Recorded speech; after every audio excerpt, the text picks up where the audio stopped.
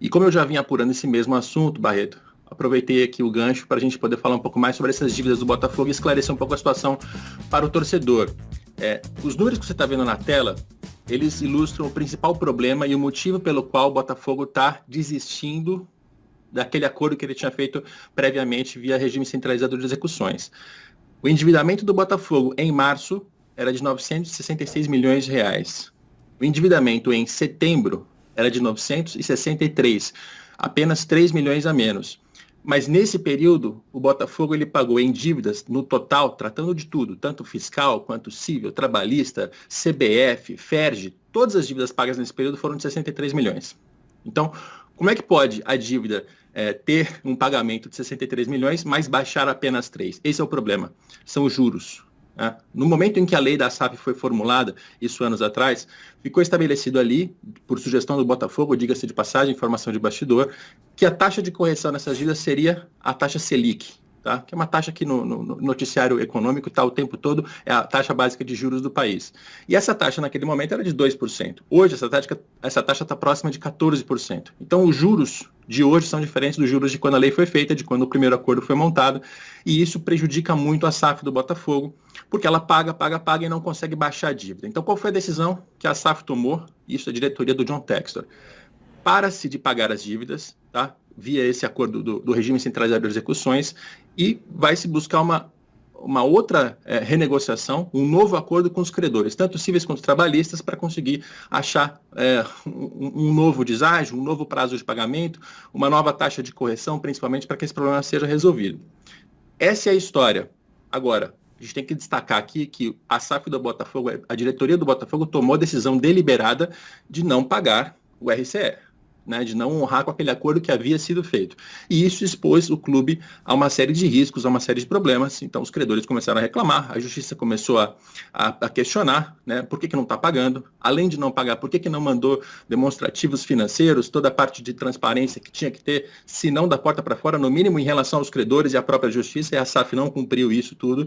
E isso expôs a SAF a esse risco de tomar bloqueios, penhoras, execuções, de ver aquele acordo desfeito, de todas as cobranças voltarem de uma vez. Né? Então, hoje a SAF está correndo para conseguir refazer esse acordo, que pode ser dentro ou fora do RCE, e não expor a SAF a tomar um monte de execuções que estrangulariam o caixa definitivamente, né? Porque a dívida é muito alta. Capello, a gente está acostumado a acompanhar noticiário de não pagamento no futebol brasileiro por pura e simples falta de dinheiro, né? Claro, falta de dinheiro naquele momento. Houve falta de organização até então, falta de responsabilidade, falta de um monte de coisa. E no fim das contas, faltou dinheiro. Então, agora, quando a gente fala em SAF, falta de dinheiro não é a primeira coisa que vem à mente. Então, pelo que você está passando para a gente, não é que a SAF do Botafogo ou o Botafogo estejam nesse momento sem dinheiro para pagar as dívidas. Está buscando uma nova estratégia para pagar, embora, como você também pontuou aí, isso inclua alguns riscos. Está correta essa percepção? É isso? Está correta, e riscos aos quais o Textor foi alertado que correria se decidisse não pagar o RCE como fez. Né? A gente tem que deixar tudo muito claro aqui, porque o torcedor ultimamente ele tem adotado algumas narrativas, algumas ideias de que não, a SAF só não está funcionando porque os juízes que são maldosos não estão respeitando a lei, estão colocando cobranças em cima da SAF que não são devidas. Não é isso que está acontecendo. O que está acontecendo é que, por um lado, a SAF ela ainda não gera tanta receita assim, a ponto de esses 20% serem suficientes para pagar um grande volume de dívidas e fazer o volume baixar. E por outro, se o aporte do John Textor for todo usado para pagar dívidas, não tem investimento no time, e como a gente percebe por essa evolução da dívida, ele vai aportar um monte de dinheiro, vai pagar um monte de dívidas, mas o valor ele não vai baixar em nível suficiente porque a taxa de juros está muito alta. Então, o cenário é esse. O Textor tomou uma decisão consciente, deliberada, de não pagar as dívidas, para entrar numa renegociação com os credores.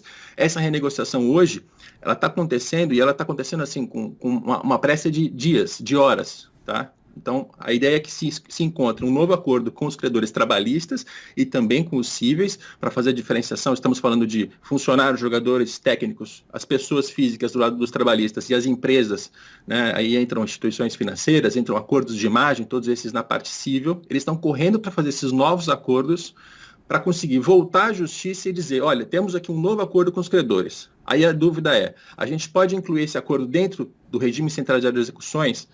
E isso deve ter algum problema, porque o prazo de pagamento que eles estão propondo aos credores é maior do que 10 anos, que é diferente do que prevê a lei. Se o juiz deixar, ok, entra no acordo. Se não deixar, eles vão precisar fazer uma recuperação extrajudicial, na qual eles fazem um acordo com os credores, vão à justiça e dizem, olha, chegamos a um acordo, esses são os termos, homologa. Então, a estratégia da SAF é essa. E é importante entender nessa história que não tem herói e vilão, não tem mocinho e bandido.